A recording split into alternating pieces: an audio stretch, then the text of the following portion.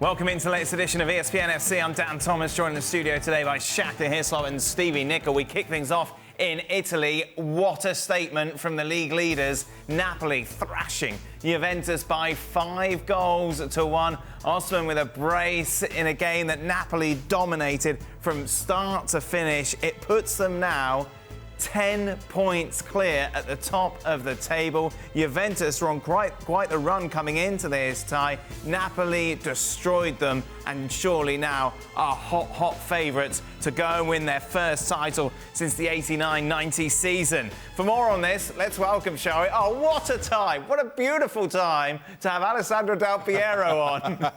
Before we go to him, let's start with Don, because really this was something special from Napoli, Don. Dan, it was incredible. It was astonishing. Statement win against the Juve side who have won 8 on the spin. Not only winning 8 on the spin, 8 clean sheets on the spin. So you're trying to gauge what type of game it's going to be. You think it might be tight. Victor Osimhen showed up. I've been telling you for years, Dan, he's the best in the world. And he proved it tonight. He played against 3 Brazilian centre-backs in Danilo, Bremer and Alessandro. And he must have put them all on their backsides about 10 times in the game. The 3 of them were playing against a one-man wrecking machine because he was on fire. And Napoli, I mean, they scored 5, Dan. In truth, they probably could have scored 7. In the end, it was comfortable for them. They were astonishing. 10 clear, 13 clear of Inter. They really were very special indeed. Alessandro, before we talk about Juventus, let's focus, shall we, on Napoli and how good they were over the 90 minutes today. Oh, they were super good, unfortunately for Juve, of course, but the level of plays that putting together is the same like before the long break. So that is the most, I think, most important thing that came out from this game for Spalletti, because you go through steps, and the first step for Napoli was showing to the rest of the Italian teams how good they were. And then the second step was coming back from the long break and with the big games and do it again. So this is the second step that is check for them. And it went in a most amazing way because, as Don say, they dominate the game. Juve has a bit of reaction after the 2-0. They came up to 2-1 with Di Maria. But unfortunately, the Napoli tonight was too much for Juve. Did you see this coming in any sort of way, Don? Well, yeah. Well, I mean, I say yeah loosely because, as I said before, you're playing against the Juve side who've got 8 clean sheets on the spin. But I've watched Napoli so many times, Dan, and they are so aggressive. They beat teams 4s, 5s, 6s. It's what they do. They take teams apart early on in the game. Now, the pattern of the game, they scored inside 15 minutes. Osimhen got his goal. Then Kvaratskhelia got his goal. So they went 2-0 in front. And now you're thinking, right, away from home, Juve got loads of experience. Allegri went with experience, dropped a few younger players because it was a difficult atmosphere to play in. Then Di Maria scored, got it back to 2-1, and you're thinking, right, this is a test. Then they go in at 2-1. But the second half, they've just got too much energy for anyone, Dan. The way Kvaratskhelia plays, the way Osimhen plays, Lobotka in the middle of the park, Di Lorenzo, Mario Rui, all over the pitch. They've got aggressive players who want to get to the ball first, but they've got amazing runners, they've got amazing athletes. And you see the side there, I mean, Politano played, they all played well, to be fair, Zielinski, all of them. But when you've got Victor Osimhen and Kvaratskhelia on their game, 2 young lads who are ridiculously strong, really, really quick, powerful, aggressive, they can tear anyone in Europe apart. They're fun to watch, Stevie. The swagger with that attacking lineup. It was fantastic. I think most sides, when they get a little bit of space and time on the ball, they can play. But what I liked about this Napoli side was when they got in and around the edge of the box, even with all the Juventus bodies that were there, the movement and the one-touch play particularly, I mean, it had Juventus all over the shop. Bremer coming in here was supposed to be one of the best centre-backs in Italian football. Well, the guy, not only did he have a shocker, but he was put under so much pressure that's why, more than anything, he had a shocker. As Don said, Osimhen gave him an absolute headache. But yeah, great to watch.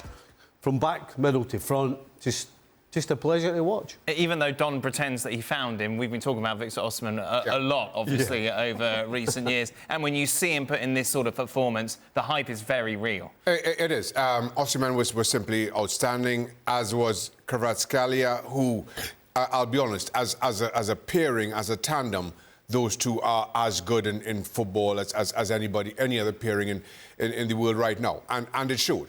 And Stevie's right. You look at Juventus's centre-backs, the three across the back, Sandro, Danilo, Bremer, looked decidedly average. And that's putting it as nicely as I possibly can. Even when in the second half, Costa started to drop back in, they simply had no answer for anything that Napoli did, for the tempo they played with, for the way they got bodies forward, and for the understanding behind Kvaratskhelia and Osimhen.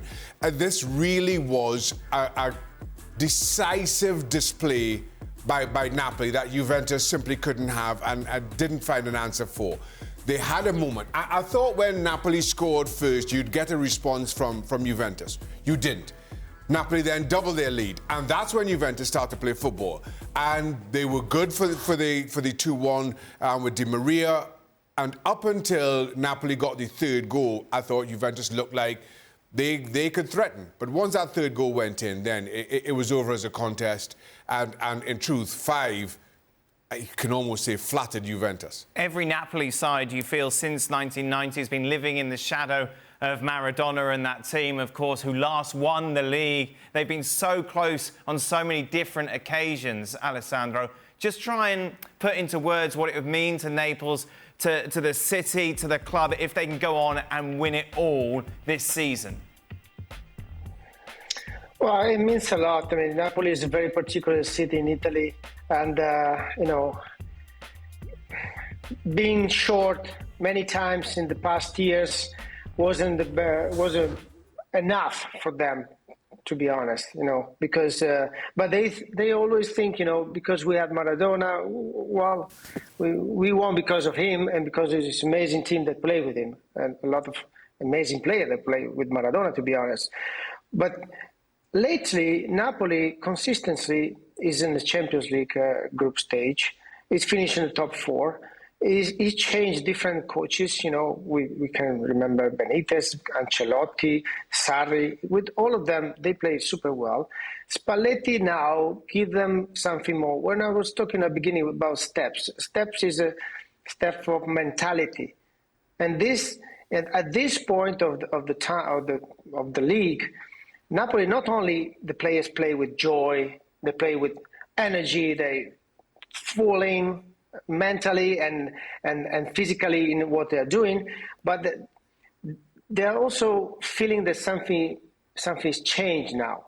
And this is the beauty, because when they play 100% like tonight, nobody can resist them. And we saw in the Champions League as well, not only in the Italian league. So if you want to face them and have a chance, they need to perform 60, 70%, and you need to perform 100%. And this is the maximum level that, because they've been through, they missed Osimhen for a couple of months, and they came up, Simeone was scoring a lot of goals. So they have, when you have a team that also substitutes, make you not, I don't want to say even better, but equal that the first 11, this is because the club works very well. And to be honest, Spalletti works very, very well. Worked very, very well, because we need to give him, a big round of applause, because this Napoli play astonishing. They're going to do it, aren't they, Don? They should do it. They can't muck it up. They can't, and they shouldn't, because they're too good. But the pressure is going to mount, Dan, because, as Alessandro said, they've not won the title since 89-90. The pressure's on. And when you've got a 10-point lead, everyone's going to look at Napoli being favourites, which quite rightly they are. But it's a case of how many horses can you take out the equation. Inter, in my opinion, tonight are 13 points as it stands behind. So you'd like to think they've got too much on them. Napoli are still in the race. I've never had Juve been in the race, Dan. I think I was on this show about 3-4 months ago when they were 16 points behind, and I didn't even think they made top 4. So the job that Allegri's done to get them into second is astonishing, absolutely astonishing. So the pressure's now on on Milan, really. Can they be flawless? Lecce at the weekend, they've got to make sure they beat them.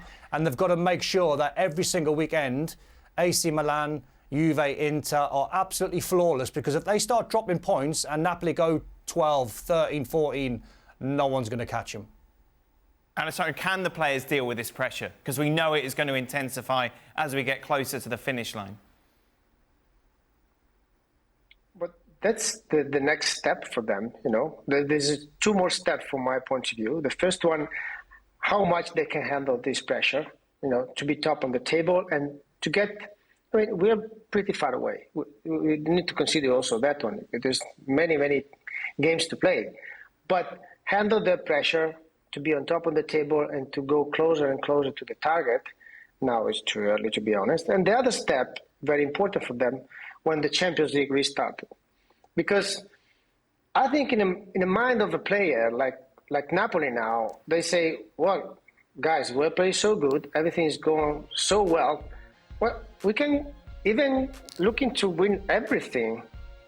So let's see how they can handle it, you know, because Champions League, round of 16, quarterfinals, is going to be a huge thing in terms of mental, you know, in terms of what is inside you, not only the physical part, but mentally it's going to involve you a lot. So, but now you don't want to stop dreaming. So let's dream. You know, after that you score 5 goals at Juve, you know, you can think about everything. So it's the work of Spalletti that need to bring everybody down a little bit, calm down, and keep focus on result, day by day, step by step, Sunday by Sunday, Wednesday by Wednesday, or whatever is the game on. So a dream for Napoli, of course, a nightmare. 90 minutes for your old side, Juventus, Alessandro. Where did it go so badly wrong today?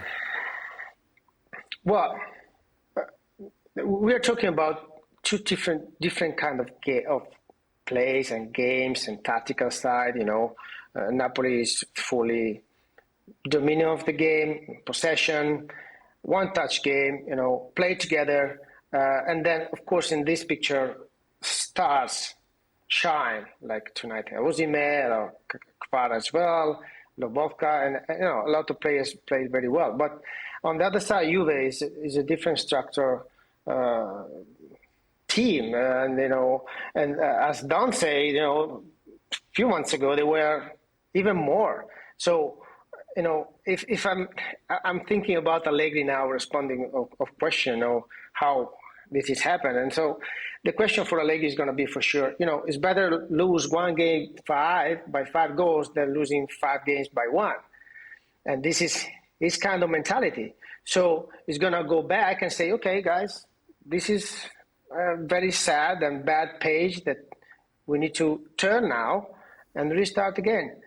But Juve is in a position really, really tough. You know what happened. You know, in the past months with the owner and the president and all the staff. You know, they're going through a lot of things. So they need to think about this game like, you know what, it's done. They are better tonight. Let's move forward. Let's win another straight 5-6 game, 1-0, 2-0, 2-1, like we can do. Because this is the Juve. You cannot pretend too much. You know, they don't even have a Pogba yet. You know, Di Maria came back just now. You know, it was a lot of injury in the first part of the tournament. Chiesa as well. So this is 3 game player for them. So important for this kind of team, like they build the team. So do you agree? Go on, Alessandro. Sorry. No, it's of course on my side it's a little bit sad. You know, see after the game like this, you know, completely dominated from the other team. It's not good at all. But you know, this is football sometimes, and you need to turn the page. That's the only thing to do, and quick as possible. Hoping that you have a game in 2 days, so you can prove that everything that happened today is wrong, and it is just a bad day. This is where we are for Juventus. Don, you just have to take it as a bad day and move on, beaten by a much better side. Yeah, I think so. I mean, you know, analysing the game, there was so many of their experienced players couldn't get into the game. As I said before, the back three got bullied. Locatelli couldn't really get in the game. Weston McKennie couldn't make no impact. I felt a little bit sorry for Chiesa's first start for a long time. I think 12 months, I think his first start. Kostic on the other side, playing as sort of wide wing backs. They couldn't really get in the game because Napoli were overloading them. They're missing lots of players, like Alessandro said. Dusan Vlahovic is a major miss. But I think it's one of them, Dan. Sometimes, and Stevie might tell you as being a manager coach, some games you can look at the analysis and you can watch it. Sometimes you've just got to bury it. And I think that's what Max Allegri might do. He might just look at that tonight. He might even look at it tomorrow. He might not even show the players. And he might just bury it. But they've got a major game coming up next. They've got Atalanta next. So they've got to make sure they get back in that winning horse. And what you want to do as well, Dan, when you've been 8 unbeaten and you put a mini run together, then you get smashed up Napoli tonight. You say as a manager or a coach, right, let's set a target. The next 4 games we go unbeaten. That's our mini target. 4 wins on the spin or whatever it is, but let's not lose a game in 4 or 5, whatever the number might be. So the Atalanta game now for Juve is going to be really full of pressure. Where are we for a successful season for Juventus, Alessandro? Is it top 4? Would that be regarded as a good campaign considering how they started? Well, considering everything that happened in Juve till now, yeah, it's going to be a good result.